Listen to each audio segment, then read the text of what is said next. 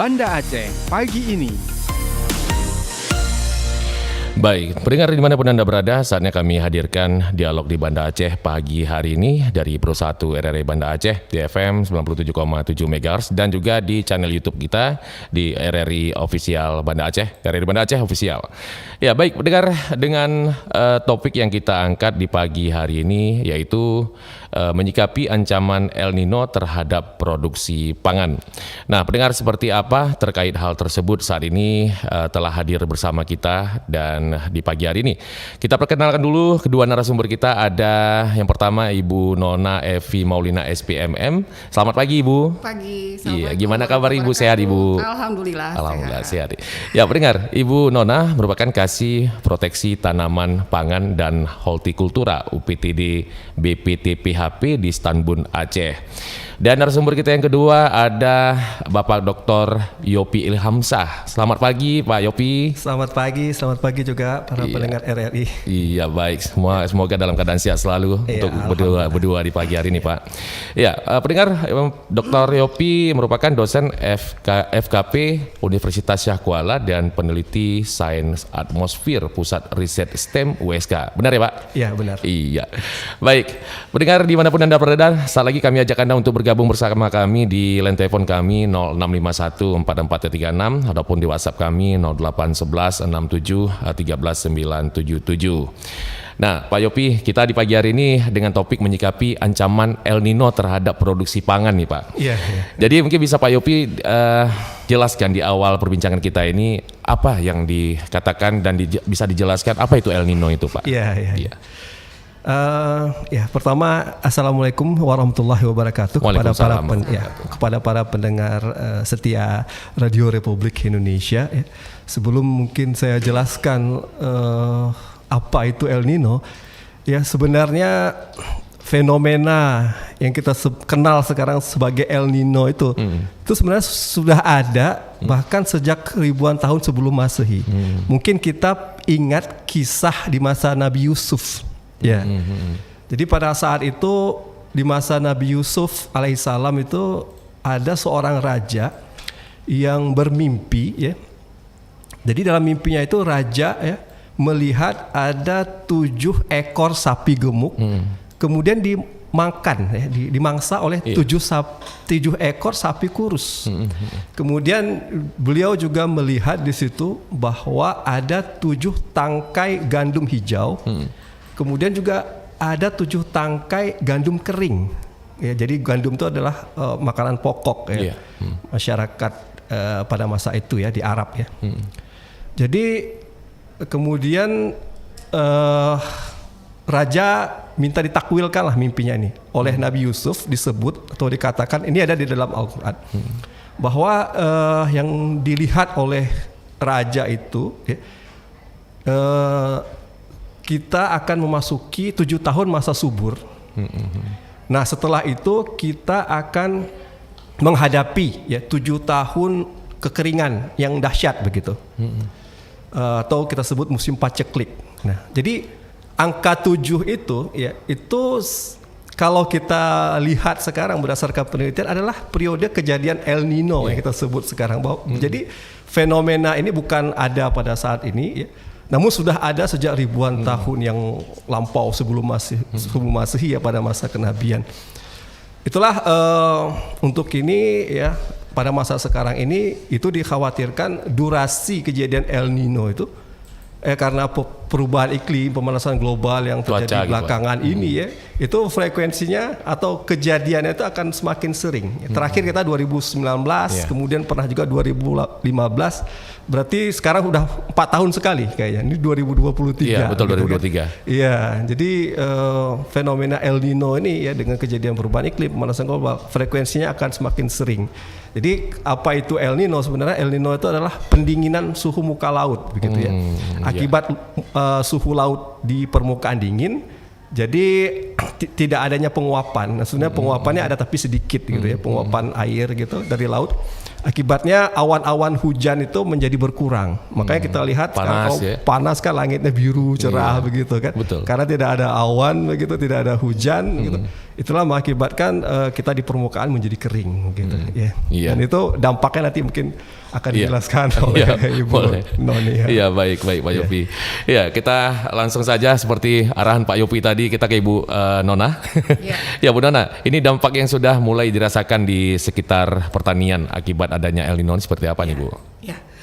Jadi seperti Pak Yopi bilang itu memang sudah lama ya Pak Yopi. Malah saya pernah baca itu sebenarnya sudah terdeteksi secara modern itu dari awal tahun 1950-an ya.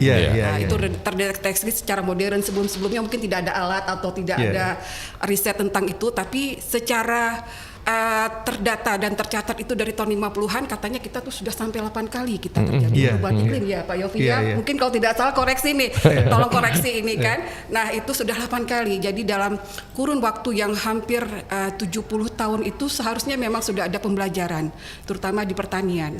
Karena kenapa? Pertanian kita alhamdulillah khusus untuk Indonesia dan Aceh kita selama ini surplus Pak. Surplus karena didukung mungkin iklim kita cukup baik, iklim kita kekeringan dan hujan dan selama ini terbanyak puso atau gagal panen itu diakibatkan oleh hujan ya, jadi oleh kelebihan air malah.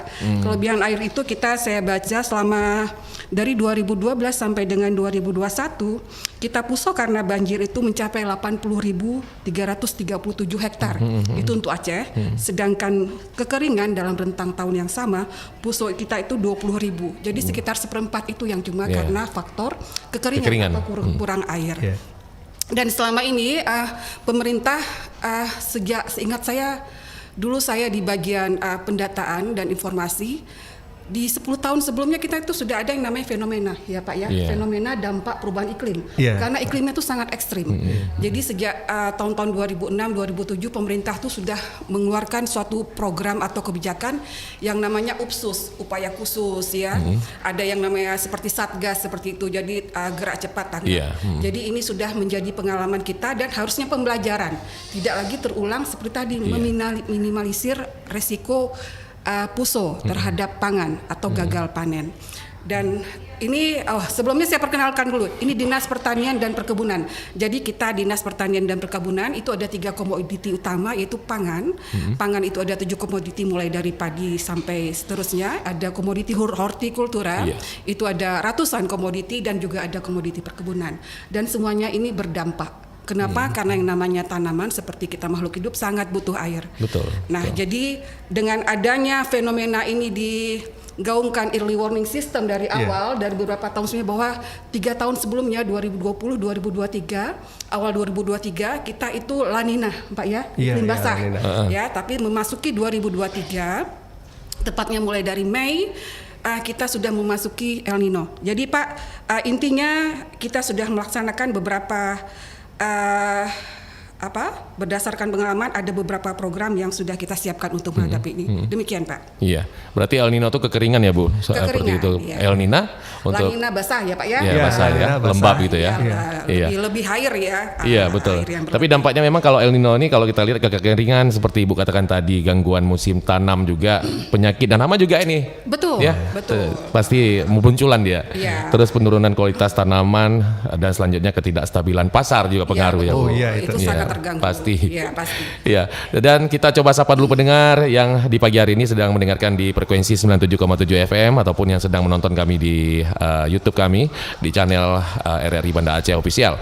Di pagi hari ini kami sudah buka line telepon kami 0651 4436 ataupun di WhatsApp kami 0811 6713 977.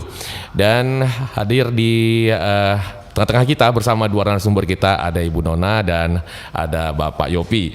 Ya pendengar, dengan topik menyikapi ancaman El Nino terhadap produksi pangan. Nah ini sambil kita menunggu juga untuk pendengar untuk bergabung bersama kita ke Pak Yopi lagi nih Pak.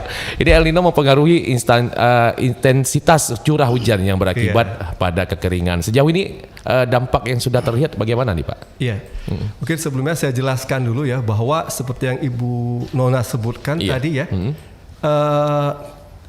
keragaman curah hujan di Indonesia ini memang sangat tinggi sekali. Dengan itu ya dibutuhkan untuk menghidupi tanaman. Betul.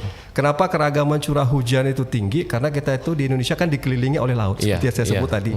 Jadi sinar matahari berada tepat di atas khatulistiwa ya di Indonesia.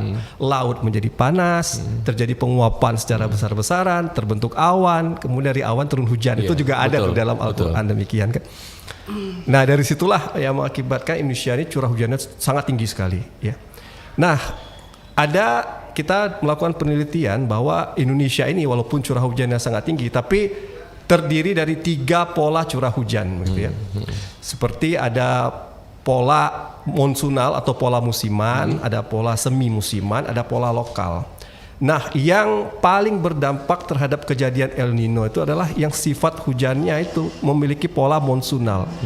Pola monsunal itu berlokasi di selatan Indonesia, selatan khatulistiwa Indonesia. Berarti mulai dari Sumatera Selatan, Kalimantan Selatan, Sulawesi Selatan, turun ke bawah Jawa, Nusa Tenggara, Bali, itu berdampak. Jadi pada saat kejadian El Nino, kering kan, betul. Itu terjadi pengurangan curah hujan ya dari klimatologisnya atau dari rata-ratanya sebanyak 80%. Berarti sangat kering sekali. Betul. Nah, sangat kering sekali. Jadi itulah yang mengakibatkan terjadinya gagal panen begitu kan. Kemudian juga macam-macam seperti meledaknya hama dan penyakit tanaman karena kalau suhunya tinggi itu proses fenologi ya dari telur menjadi larva itu menjadi lebih cepat. Fenomena. Makanya ya terjadi ledakan hama begitu kan. Iya. Kemudian kalau kita nggak jaga kebersihan juga pengaruh. Kita juga berdampak sanitasi kan buruk betul. begitu kan dari kekeringan ini. Nah itulah jadi kita di Aceh ini ya sifat hujannya itu semi monsunal. Jadi sebenarnya kita tuh sepanjang tahun basah di Aceh ini ya seperti Ibu Nona sebutkan tadi. Jadi syukur sekali ya karena letaknya juga jauh di barat, di utara kan kalau El Nino itu datangnya dari Samudra Pasifik. Samudra Pasifik itu di timur kan. Kemudian meluas, kalau dia kuat intensitasnya dia bisa berpengaruh sampai ke Aceh dan itu yang mulai kita rasakan sekarang. Ya dalam 2 bulan ini curah hujan berkurang, panas gitu kan. Jadi ya boleh jadi kita sudah mulai berdampak lah di Aceh ini terhadap kejadian El Nino itu. Kasian juga petani kita ini, Pak. Iya, petani itulah perlunya adaptasi ya dengan cuaca kering, tapi bagaimana tetap bisa meningkatkan produktivitas. Gitu ya. Mungkin nanti dari Ibu Nona ada kebijakan-kebijakan dari pertanian. Kadang kekeringan kayak gini, air pun bagaimana dapatnya untuk apalagi padi kan? Air permukaan bisa jadi turun drastis kan, termasuk juga di waduk begitu. Nah, mungkin dari sumber air di dalam begitu, di lapisan aquifer mungkin sumur bor begitu kan. Bagaimana mungkin ada kebijakan dari Kementerian Pertanian. Iya, baik. Mungkin Bu Nona ada yang ingin ditambahkan, Bu Nona, silakan. Ya, terima kasih Pak Yofi. Tadi memang betul sekali, memang sangat berdampak terutama pada kebutuhan air pada tanaman. Kenapa? Yang paling utama padi, Pak. Padi itu bukan tanaman air, tapi dia sangat membutuhkan air. Kalau mungkin yang lain jagung, kedelai itu mungkin kebutuhan airnya tidak berapa, tapi ini pangan utama kita. Jadi sangat berpengaruh terhadap keamanan dan kerawanan. Jadi ini data kita, walaupun baru mulai El Nino, ya El Nino tuh baru mulai katanya di Mei ya Pak ya? Iya di Mei kita 40% udah mengalami. Ini data di lapangan gitu? Data dari BMKG. Iya, tapi ini yang lucunya itu dalam bulan Maret itu sudah mulai ada kekeringan. Ya.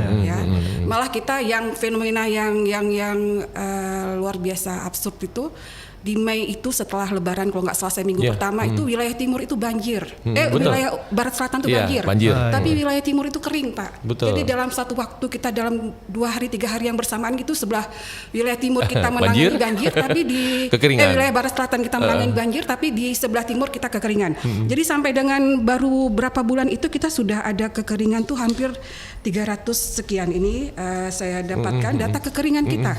Itu baru beberapa bulan ini 2 bulan baru ini ya Bu? Iya, 309 sudah puso. Puso itu sudah gagal panen Pak. Itu di luar persemaian. Itu padi ya, khusus padi itu 309 hektar itu sudah puso. Itu baru 300, kejadian terbesar itu di Maret ada dan di April berbarengan dengan masih iklim basah. Masih iklim basah. Itu jadikan ini fenomena double bencana ini Pak ya. Selain double bencana karena iklim, kita juga ada OPT. Jadi yang namanya OPT itu organisme pengganggu tanaman itu bisa dalam bentuk yang kasat mata. Kasat mata itu apa? Hama. Ya, hama itu seperti serangan serangga, werdeng dan sebagainya. Ada yang sifatnya OPT itu penyakit. Penyakit itu apa? Seperti virus, bakteri, jamur. Nah, itu biasanya kalau kekeringan kita lebih meledaknya di hama, Pak. Oh iya, hama ya. Hama kenapa? Dia nanti waktu menetasnya dormansinya lebih cepat. Lebih cepat karena panasnya cepat, panas dia lebih cepat, menyebarnya juga. Betul. Daerah-daerah sebarannya juga bisa berpindah-pindah lebih cepat ya, karena dia beradaptasi ya, mungkin karena dengan jadi panas dia mungkin mencari yang cocok dengan dia. Jadi itu lebih kekeringan tuh lebih ke serangan hama daripada penyakit. Tapi tadi karena double tadi udah kekeringan dan banjir, jadi juga double penyakit ya Pak. Ada penyakit, ada juga dari serangan hama. Nah itu dia. Nah itu dari pemerintah sendiri. Ya, seperti ada telepon nih Bu Nona dan Pak Yopi, kita terima dulu ya. Silakan. Ya, assalamualaikum, selamat pagi. Iya. Dengan siapa ini? Ini dengan Rian. Rian di mana? Di Pango. Di Pango ya. Oke, silakan Rian, pertanyaannya terkait dengan topik kita, yaitu menyikapi ancaman El Nino terhadap produksi pangan. Saya kan ingin tanya Rian, ini suaranya kurang jelas nih. Bisa diulang? Halo? ingin bertanya pertanyaan ke Ibu yang dari Bu Nona. Tambun. Iya. Bu Nona. Jadi kalau kita lihat kan di barat, selatan, tenggara itu kan sering banjir. Artinya ketersediaan airnya cukup. Iya.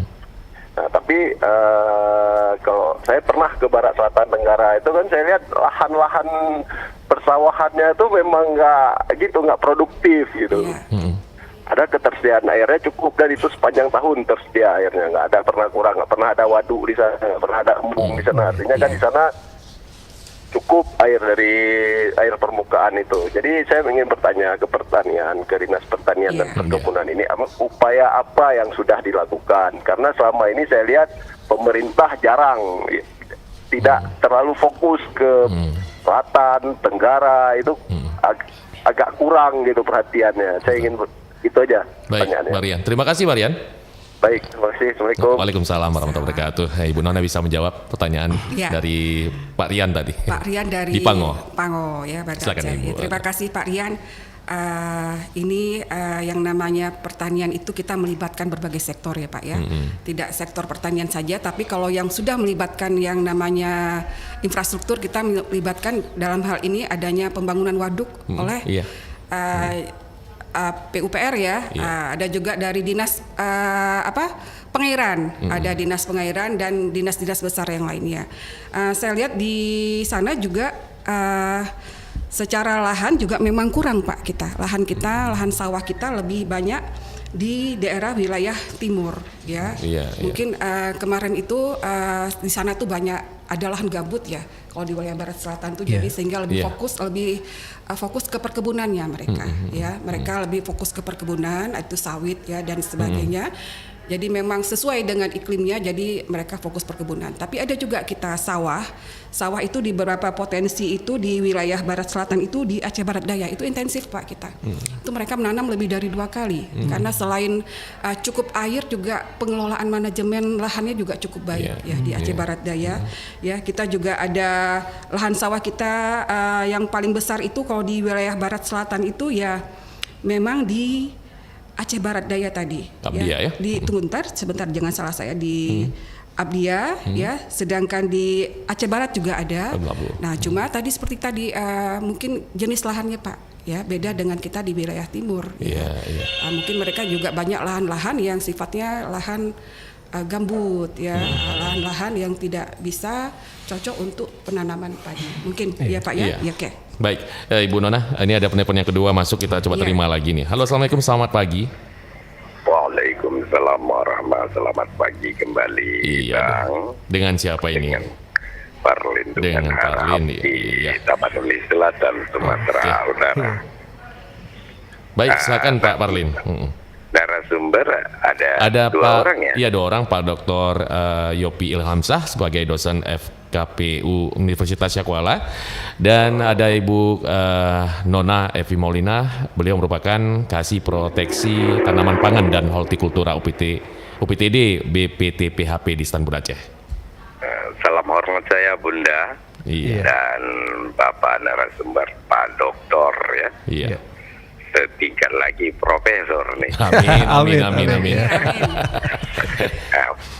Jadi dengan ketahanan pangan ini baik, katanya cuaca itu kan tidak bisa terduga-duga. Perkiraan masih semuanya kan hanya ke yang satu, Tuhan yang Maha Esa atau Allah Subhanahu wa Ta'ala. Pertanyaan Parlin, kalau pengamat kan banyak di mana-mana. Mungkin Parlin pun seorang rakyat biasa kelas 4 SD bisa jadi pengamat. Tapi actionnya, ini yang kita maksud. Yang kita takutkan kan takut ada seperti mob gitu. Kalau orang Medan bilang di mob gitu, supaya masuk impor dari Thailand beras gitu kan. Itu yang takut kita sementara. Kita udah lihat mulai dari dulu di mana peran pertanian gitu, Kementerian Pertanian, apakah tidak ada perannya gitu. Karena kita sudah lihat, karena negara pertanian dan kelautan, daerah tropis. Misalnya nggak bisa nanam padi, kan bisa gandum juga bisa, dan lain-lain, apapun bisa, tapi nggak di satu daerah aja gitu kan. Kita 34 provinsi, tapi yang nihil bagi kita Pak Menteri-Menteri ini, pengamat-pengamatnya pun actionnya tidak aja hanya nakut-nakutin gitu.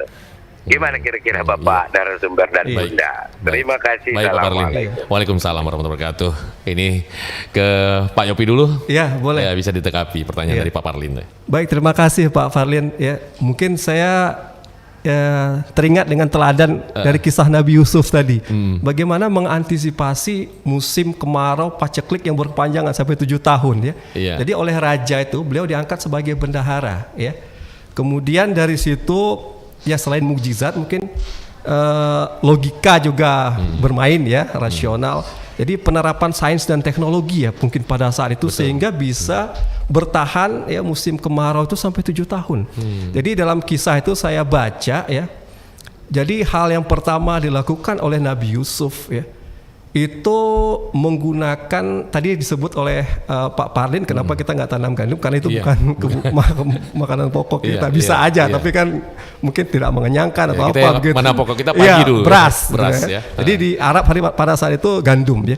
Jadi dipilihlah bibit-bibit gandum terbaik ternyata yang bisa digunakan untuk optimalisasi produksi.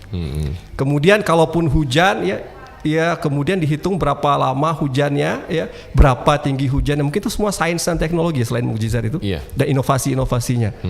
Kemudian bisa tanam dalam satu musim hujan itu bisa produksi 2 kali mungkin dari bibit yang unggul yang dipilih oleh Nabi Yusuf tadi ya. Bibit-bibit terbaik yang digunakan untuk optimalisasi produksi, kemudian memaksimalkan lahan, kemudian juga mekanisasi pertanian mungkinnya pakai traktor juga, tapi mungkin tenaga manusia mungkin atau tenaga hewan pada saat itu ya. Jadi mungkin saya ingin dari teladan Nabi Yusuf tadi ya, bahwa apakah pada saat itu ada kebijakan impor? Saya juga belum dapat gitu sumber ya. Tapi bisa bertahan sampai 7 tahun itu subhanallah luar biasa sekali ya. Kemudian selain penerapan sains dan teknologi, ya, kemudian inovasinya, kemudian yang bisa saya petik ya iktibarnya bahwa kita ya ketika menghadapi bencana begitu musibah ke depannya, yang pertama itu ya kita bekerja keras ya, bersabar dan berdoa. Kemudian juga hemat mungkin ya, tidak melakukan pemborosan, makan secukupnya ketika kita panen.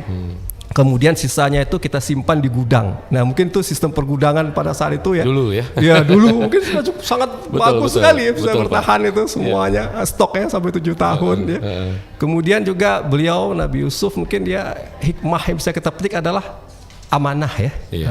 Jadi itu bisa semua merata pembagiannya dan bisa bertahan sampai 7 tahun. Mungkin itu yang teladan yang bisa kita petik ya. Kalau bisa kita implementasikan lah ketika kita menghadapi El Nino atau musim El musim kemarau yang berkepanjangan dengan musim hujan yang sedikit ini. Iya baik. Oke Pak Parlin, sudah disampaikan oleh Dr. Yopi tadi bagaimana yang kita harus sikapi ya tentunya menghadapi El Nino ini. Ibu Nona, ada yang ingin ditambahkan Bu? Ya, jadi Pak Parlin ya, iya, Pak Parlin dari Sumatera tadi. Utara ya, Iya. lintas provinsi keren Iya. Pak. Jadi yang saya tangkap dari Pak Yofi tadi, pertama kalau dari pemerintahan itu yang memang sifat utama yang itu yang teladan itu memang amanah ya Pak ya. Amanah, iya itu dia. Yang sulit sekali ya. Yang baru saya dapat tuh di kisah-kisah Nabi. Mudah-mudahan Insya Allah kita sudah bergerak menuju ke situ ya Pak ya. Kenapa saya bilang begitu? Karena dari satu sisi, dari segi aparatur kita manusia Pak, keterbatasan aparatur ya. Karena ini semua menggunakan biaya negara kalau kita menggunakan aparatur. Tapi di Aceh Pak, kita alhamdulillah dari segi kecukupan petugas lapangan. Petugas lapangan itu penyuluh A1, ada petugas benih PBT, satu lagi kita nih POPT, pengendali organisme pengganggu tanaman. Ada 3 jenis petugas lapangan. Alhamdulillah sejauh ini bisa meyakinkan masyarakat untuk berbuat sesuai dengan kebijakan pemerintah untuk meningkatkan produksi. Jadi di kita tuh penyuluh tuh untuk daerah-daerah sentral tuh setiap desa tuh ada 1 penyuluh Pak. Ya. Sedangkan dari yang pengamat organisme pengendali tanaman ini yang untuk mengatasi yang masalah penyakit dan pengawalan iklim tadi itu ada 147. Jadi satu POPT itu membawahi sekitar lebih dari 2 kecamatan, 2 sampai 5. Tapi masih berada di satu koridor dengan penyuluh, mereka kerjasama. Satu lagi masalah benih. Nah itu yang selama saya 2 tahun saya berkecimpung di situ, saya lihat responnya quick respon Pak, cepat sekali. Cepat ya. Jadi begitu ada serangan, misalnya ada OPT langsung masuk ke WA, kita ada grup WA memang khusus PPT, apakah itu penyuluh langsung bisa cepat respon ini ya Bu? Responnya cepat. Jadi kita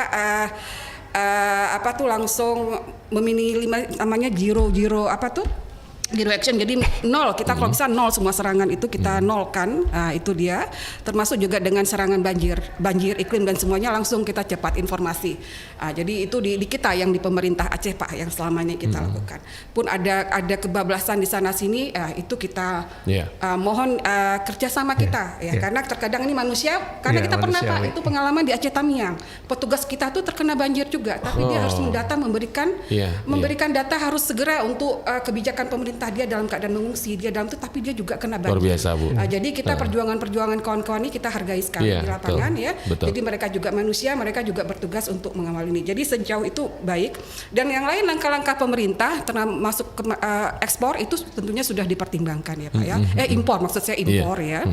Tentunya sudah dipertimbangkan karena setiap bulan itu ada yang namanya saya dulu pernah didata itu mereka untuk pengukuran 6 bulan ke depan, 1 bulan ke depan, 3 bulan ke depan itu selalu ada. Nah, jadi lihat resiko seperti ini, kira-kira untuk berapa bulan ke depan tidak cukup lagi cadangan kita. Yang mungkin ada kebijakan yang memang harus diambil pemerintah tanpa tidak menafikan petani. Tetap pemerintah itu saya yakin insya Allah karena kita berada di dalam itu pemerintah tetap pemerintah yang kita mengarah ke amanah tetap memprioritaskan kesejahteraan petani, tapi untuk kasus impor tentu ada kasus-kasus tertentu mengapa impor itu dilakukan. Mungkin itu dari kami Pak. Ya, baik. Dan untuk Anda yang ingin bergabung kembali sudah kita buka lagi di line telepon kami 0651 4436 atau di WhatsApp kami 0811 6713 977. Masih dengan terkait topik yang kita bicarakan atau kita bahas dengan menyikapi ancaman El Nino terhadap produksi pangan, sangat penting ini untuk apalagi para petani ini khususnya bagaimana untuk menyikapinya, langkah-langkah apa saja yang harus kita lakukan. Mungkin udah sabar ya Pak, udah sabar tapi masih juga ini berdoa nih supaya hujan gitu. Kadang-kadang juga daerah-daerah yang hujan kita lihat juga beberapa hari ini juga tidak rata. Nanti hujan di bagian arah barat dikit ada hujan lebat, tapi arah kita wilayah timur kering gitu. Juga kita juga harus sabar. Sabar. Sampai kapanpun ini kita juga belum tahu ya, Bu. Karena itu given ya Pak ya, memang Allah yang memang tentukan. Betul. Ya, oke. Sebelum kita lanjutkan kembali, kita jeda dulu nih Bu, Pak. Ya, kita kembali lagi sesaat lagi.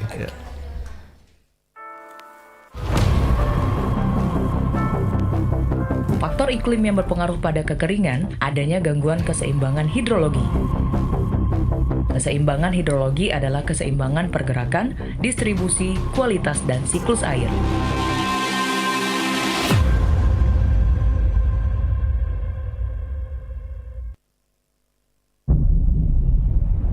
Perubahan iklim yang terjadi akibat pemanasan global di dunia memberikan dampak terhadap terjadinya bencana-bencana alam yang merupakan bencana ekologis, di mana terjadinya hilangnya keseimbangan ekologi seperti badai siklon tropis, air pasang, dan banjir, kenaikan temperatur ekstrim, endemik, tsunami, kekeringan, dan El Nino.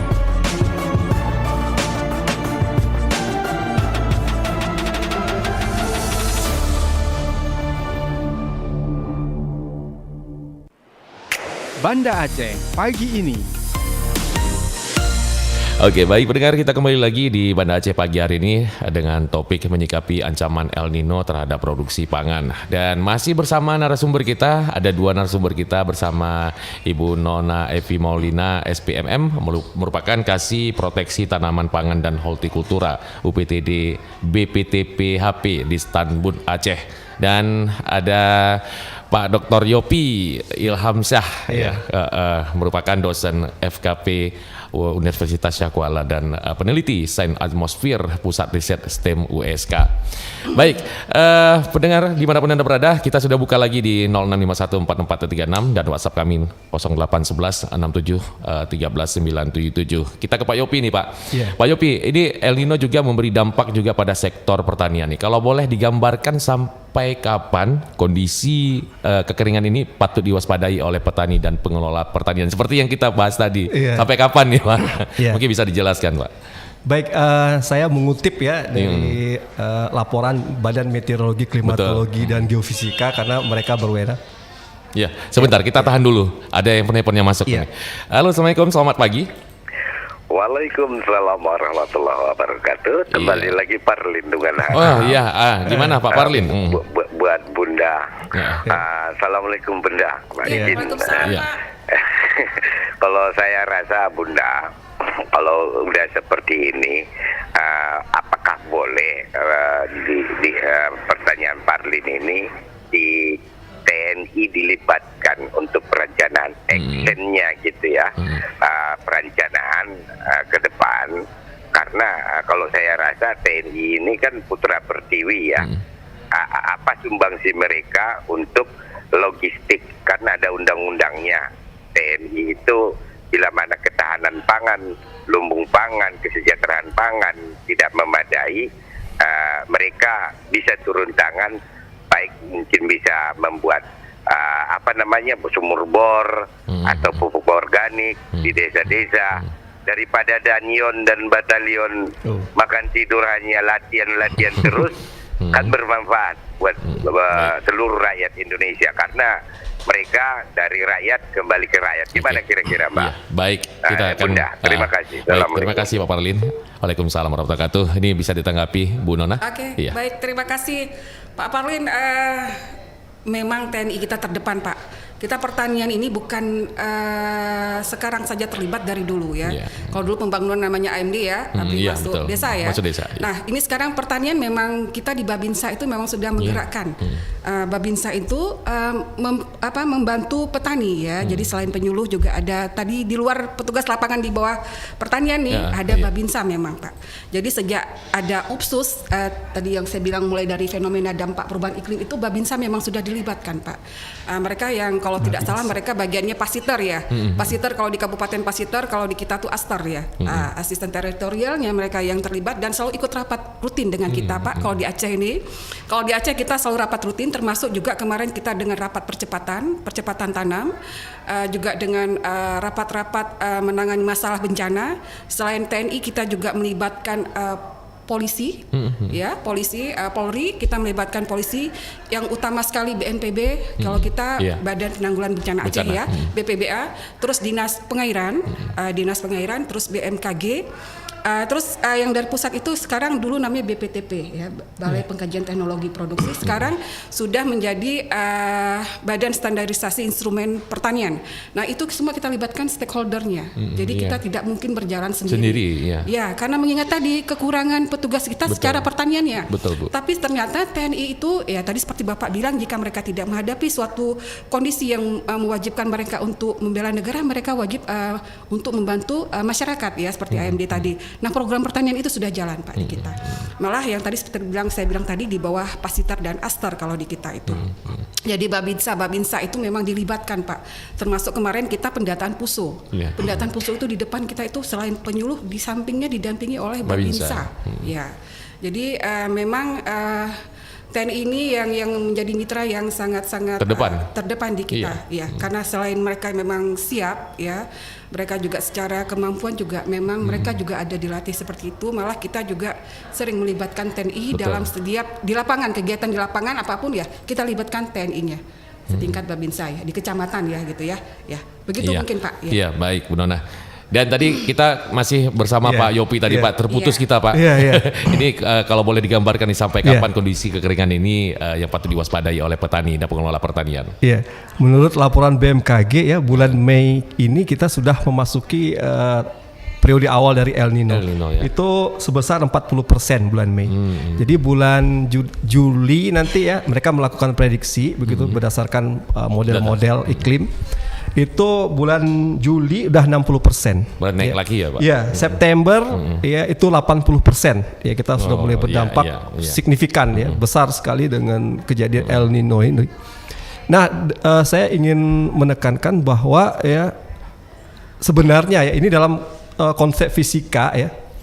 Ketika September itu dikatakan 80% ya. Tapi kalau dalam fisika ya ada yang namanya kelambatan panas. Jadi material ini dia memiliki sifat untuk menyerap panas terlebih dahulu, baru kemudian dilepas. Contoh misalnya tengah hari kita itu kan katakanlah kalau di Jawa jam 12, kita di sini mungkin setengah satu ya. Ingat aja waktu sholat lohor itu, sholat zuhur ya, kurang 5 menit itulah tengah hari. Betul. Tapi ketika kita keluar itu kita masih bisa keluar ya, maksudnya tidak terasa sangat panas. Panasnya itu akan kita rasakan di pukul 2, pukul 3. Itu jangan coba-coba keluar karena itu sangat panas sekali. Jadi itulah tanah itu dia nyerap panas kemudian baru dilepas. Jadi ada kelambatan panas. Walaupun tengah hari itu adalah puncak matahari berada tepat di atas kepala kita ya kita rasakan. Tapi panas itu akan kita alami, panas sekali itu akan kita alami 1 atau 2 jam kemudian. Demikian juga dengan El Nino ini. Walaupun bulan September dikatakan sudah masuki puncak dari El Nino itu 80%. Tapi panas yang akan kita rasakan itu boleh jadi 1 atau 2 bulan kemudian. Akibatnya apa? Yang sejatinya September, Oktober, November, Desember musim hujan. Tapi kita akan mengalami kekeringan. Kita lihat kan tahun ke tahun kan seperti itu ya Pak. Iya. Jadi ada penelitian yang menyebutkan bahwa curah hujan akan turun sebesar 80% dari kondisi normalnya. Jadi katakanlah kalau misalnya curah hujan tahunan di Banda Aceh ini ya, Aceh besar 1.500, berarti akan kurang dari 80%, berarti kurang jauh berkurang. Betul. Itu akibatkan nanti kekeringan. Jadi boleh jadi awal tahun 2024 kita masih akan merasakan dampak dari El Nino ini, karena ada sifat kelambatan panas tadi yang kita sebut heat capacity dalam fisika itu atau kapasitas bahang tadi. Iya, baik Pak Yopi. Dan pendengar kami membuka lagi di 06514436 atau di WhatsApp kami 0811671397. Masih kami tunggu Anda yang sedang mendengarkan di frekuensi 97,7 FM ataupun yang sedang menonton channel YouTube kami di RRI Banda Aceh Official. Ya, baik Bu Nona, ini apakah cukup tersedia tempat-tempat penampungan seperti sumber air atau misal irigasi dan embung air yang dapat mengaliri sawah nih yang saat ini mungkin Ibu bisa lihat dari di Istanbul sendiri. Jadi saya juga harus menyampaikan bahwa sawah kita totalnya untuk padi itu 213.000, tapi direncanakan dari April sampai dengan September penanaman kita tuh 170.000. Jadi hampir sekitar 40.000 sekian memang tidak tanam, Pak. Sudah diperkirakan memang tidak tanam untuk antisipasi ini.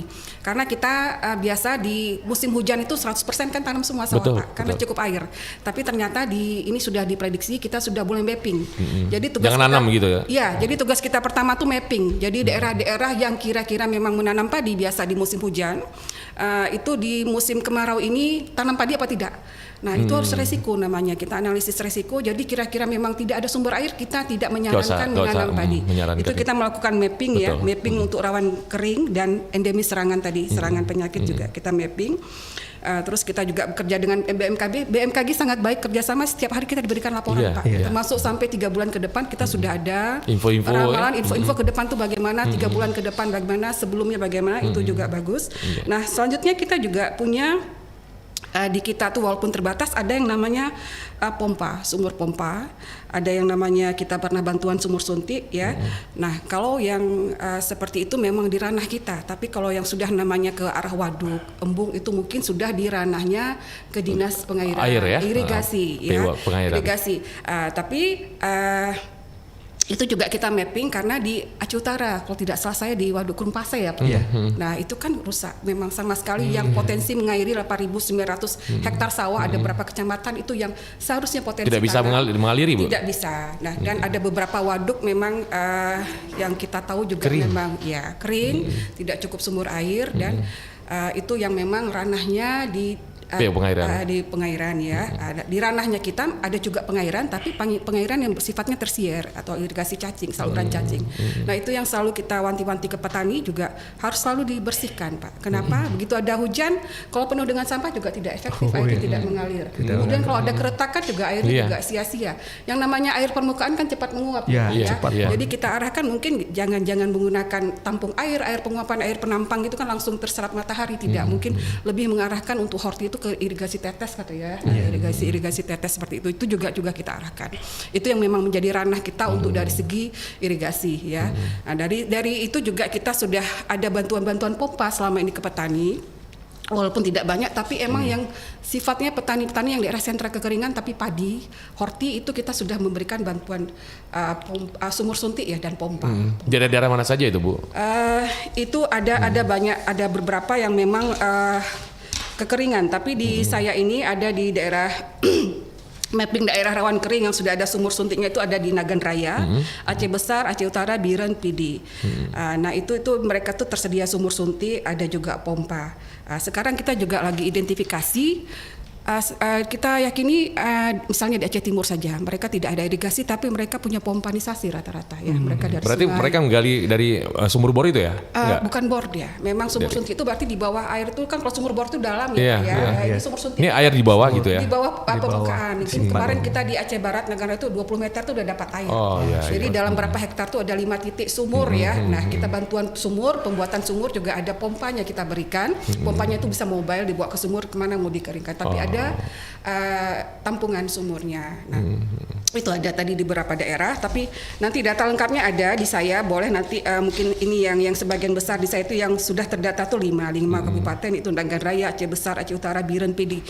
Selain itu kita juga yakin seperti di Aceh Timur tuh mereka juga rata-rata pompa. Pompa ini kan sekarang Pak udah kebutuhan, Pak. Iya, betul. Tidak perlu dari bantuan pemerintah ya. Sekarang mesti maaf mungkin dari dana aspirasi pokir juga bisa langsung beli pompa gitu. Dari dana desa juga memberikan pompa karena mereka merasa itu kebutuhan. Betul. Ya, jadi kalau menunggu pemerintah kelamaan, jadi mereka rata-rata pompa. Nah ini sekarang kita mungkin dalam bulan ini selesai identifikasi setiap daerah yang memang potensi tanam padi, pompanya berapa kurang. Selain pompa, memang jika pompa ada nggak sumber air itu wajib.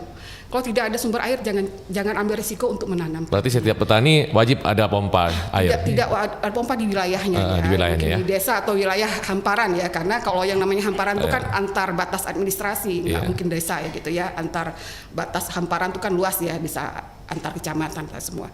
Nah seperti itu sekarang identifikasinya seperti itu Pak, mengarah itu. Jadi kita mengarahkan petani itu punya pompa tapi dengan jelas sumber airnya bisa dari sungai, bisa seperti tadi sumur suntik namanya, sumur suntik, bukan sumur bor ya. Dari sungai dan segalanya, apakah dia dalam bentuk sumur suntik, apa dalam bentuk pipanisasi itu mereka mungkin mengambil air dari sungai dengan menggunakan saluran pipa. Satu lagi biopori namanya, tapi mungkin belum begitu di kita belum begitu di kita diterima, karena biopori itu memang cocoknya memang setiap berapa meter itu dibuat lubang berdiameter 10 cm sedalam 1,5 meter untuk menyimpan air. Jadi air itu tidak terbuang tercuci ke bawah terus, tapi tertampung oleh biopori seperti itu. Itu yang kita arahkan, Pak. Selain itu saya juga tadi yang kita di ranah kita di irigasi tersier dan kuarter itu kita jaga. Tadi karena petani kita ini sekarang memang mungkin saya lihat waktu masanya sebelumnya yang namanya gotong royong membersihkan saluran itu memang jadi rutinitas tapi mungkin selama ini agak belum kurang seperti itu, jadi banyak saluran kita kotor, jadi begitu ada hujan, ada saluran, ada hujan juga tidak ngalir, tidak membantu ya, karena di sampah atau bocor semua itu juga. Selanjutnya kita juga untuk persiapan PUSO kita juga sudah menyiapkan benih-benih bantuan gratis untuk petani nanti jika terjadi PUSO. Terus satu lagi kita harapkan juga petani ada mendaftar ke namanya asuransi usaha tani padi. Di Aceh untuk sekarang per musim tanam itu ada 4.000 hektar disiapkan untuk asuransi usaha tani padi.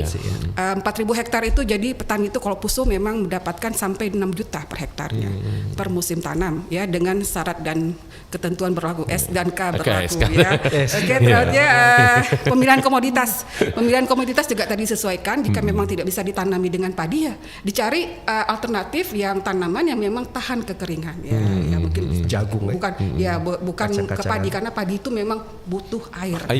Selanjutnya kita juga sudah tadi kerjasama dengan Badan Instrumen Pertanian tadi tentang penggunaan varietas tahan kekeringan namanya Inpago. Varietas Inpago Inhibrida Padigogo. Jadi dia tahan kekeringan dan penyakit-penyakit yang berhubungan dengan kekeringan. Mungkin itu dari kami. Iya. Pak Yopi ada yang ingin ditambahkan Pak Yopi? Ya, saya teringat dengan konservasi air tadi ya. Mungkin kedepannya untuk menjaga kadar air atau kelembaban tanah itu tetap ada ya. Mungkin vegetasi ya. Tapi itulah sekarang pertumbuhan penduduk ya, kebutuhan akan pemukiman gitu kan. Kemudian pangan juga ya. Mengakibatkan mungkin seperti di wilayah kota kita ini kan sedikit juga vegetasi yang bisa mengikat air begitu ketika hujan turun ya. Itulah mungkin di wilayah kota itu RTH ya, itu tetap haruslah kalau bisa 30% ditingkatkan lagi gitu. Jadi ruang terbuka hijau, kemudian juga di pemukiman kalau bisa ada tanaman akar tunggang yang bisa mengikat air begitu kan.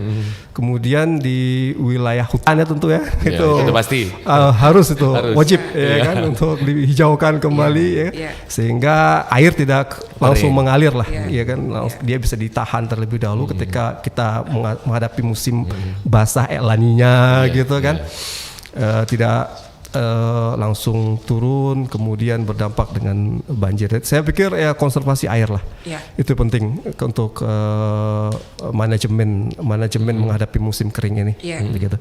Iya, baik. Ini kalau kita lihat kekeringan ini, Bu, ini sangat memang mempengaruhi ke pangan kita ya, Bu ya, pasti sangat, Bu ya. Sangat. Ya tadi yang pertama kekurangan luas tanam kita berkurang. Ya dari 213.000 itu mengurang jadi cuma 170.000 sekian itu dari luas tanam mereka tanam aja karena tidak ada air aja seperti itu. Selain itu juga kalau maupun dipaksakan tanam nanti sudah pasti kualitas produksinya hasilnya nggak bagus ya. Kalau buah-buahan itu tidak manis, pahit, kecil ya, semua tidak berair ya. Kalau padi juga begitu ya, rentan ya gitu ya. Itu kualitas yang terus yang tadi efeknya ke pasar nanti Pak. Ya tentu yang namanya kita butuh pangan dan kita cari pangan yang seperti biasa kita konsumsi ya.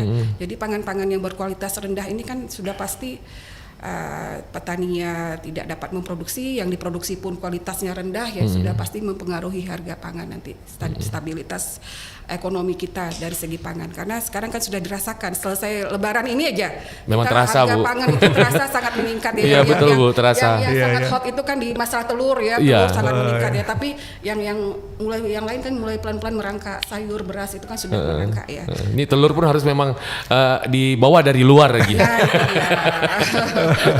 Apakah juga kekeringan ini ya kan? Ya itu berdampak juga Berdampak terhadap juga hewan, ya, hewan ya, ya. karena panas Penyakit. kan dia jadi Panas, tidak ya. nyaman gitu. Iya, ya. Unggas, Ya. sapi ya kan. Dengan timbul penyakit dia langsung mungkin Iya. mati Tidak hewan. Karena ya. mereka tidak bisa bicara. Iya, Kalau sapi betul. itu masih bisa gejalanya, hewan masih ada gejala. Tapi kalau penyakit itu ya kalau tumbuhan itu kan tidak bisa berbicara, tidak apa kecuali kita lihat betul-betul kita amati, identifikasi. Tapi kalau hewan kita Efeknya bisa lihat memang. gejalanya ini sakit ini iya, apa. Tapi kalau Kurang tumbuhan air. itu Iya, betul sekali. betul. Jadi di tumbuhan itu di tanaman memang sangat riskan ya. Iya, baik Ibu Nona dan Pak Yopi. Dan pendengar masih ada waktu untuk kita di pagi hari ini sebelum nanti kita closing. Ini ada pertanyaan ini Ibu dan Bapak nih. Assalamualaikum narasumber. Ya, Waalaikumsalam. Mau tanya. Irigasi di beberapa daerah banyak yang tidak optimal. Iya. Bagaimana antisipasi kekeringan dari AMRI di Banda Aceh? Jadi bisa disapa Ibu dulu atau Pak Yopi? Ibu dulu. Boleh. Tadi seperti kita sampaikan tadi Iya. itu kan lintas sektoral ya Pak ya. Nah kita di pertanian itu ya wewenangnya itu di irigasi tersier. Nah yang utama waduk itu semua kan ada yang sifatnya nasional, ada yang punya provinsi ya. Nah mungkin itu saya yakin karena kita kemarin baru siap rakor terbatas dengan Menteri Pertanian dan itu salah satu instrumen wajib tentang yang namanya rehab jaringan ya, jaringan irigasi itu menjadi salah satu pokok wajib dan kita punya komitmen setiap 7 hari itu evaluasi apa-apa lagi yang sudah dikerjakan. Berarti ini kan dipacu Pak untuk menghadapi betul-betul El Nino ini. Itu juga menteri-menteri yang sudah namanya Menko terlibat kan saya yakin Ya, pasti. sudah dipastikan menteri teknis ini juga langsung bergerak ya. Yang setahu saya yang di Menteri Pertanian kita diarahkan seperti itu, yang jadi ranah kita itu ditingkatkan ya karena kemarin juga melibatkan Senin kemarin rapatnya yang melibatkan 9 provinsi termasuk Aceh, 9 provinsi sentra padi dan 20 kabupaten. Kemarin Senin rapatnya dilaksanakan tanggal 22 jam 11 karena kami ikut Zoom itu. Jadi di situ juga lintas sektor rapatnya menyahuti yang dari Menko-nya kemarin Pak Menko Maritim dan Invest Pak Luhut ya, Manifest ada Menko Ekonomi juga menyahuti saya yakin yang masalah irigasi itu sekarang sedang dioptimalkan ya Bu. Dioptimalkan ya Pak. Ya, Ibu Nona mungkin ada pesan-pesan ataupun harapan sebelum kita closing di dialog kita di pagi hari ini. Apa yang ingin Ibu sampaikan Bu untuk pendengar? Ya, dan pemirsa nih yang sedang menonton. Bapak, Ibu sekalian, pemirsa semua, ini yang namanya early warning ya, peringatan dini ya, ini sangat baik sekali ya. Jadi sudah ada peringatan dini bahwa kita akan menghadapi cuaca kekeringan dan imbasnya pertama sekali ya terhadap pangan kita. Nah, krisis pangan ini terutama kepada teman-teman kita di petani ya tadi pertama ya. Resiko, lihat manajemen resiko, mapping kalau memang tidak bisa ditanam, jangan tanam, pilih alternatif tanaman lain yang memang cocok dengan kekeringan. Yang kedua, membersihkan saluran. Yang ketiga, kita tidak minimalkan sekali menggunakan pupuk dan pestisida kimia. Kenapa? Kalau kita menggunakan pupuk kimia itu kan menyebabkan lahan makin keras, tanah makin keras, tanah makin kering. Ya, jadi kita mengupayakan penggunaan pupuk atau pestisida kimia itu terakhir. Ya, di kita tuh Dinas Pertanian punya slogan namanya pertanian mendulang emas. Emas itu apa?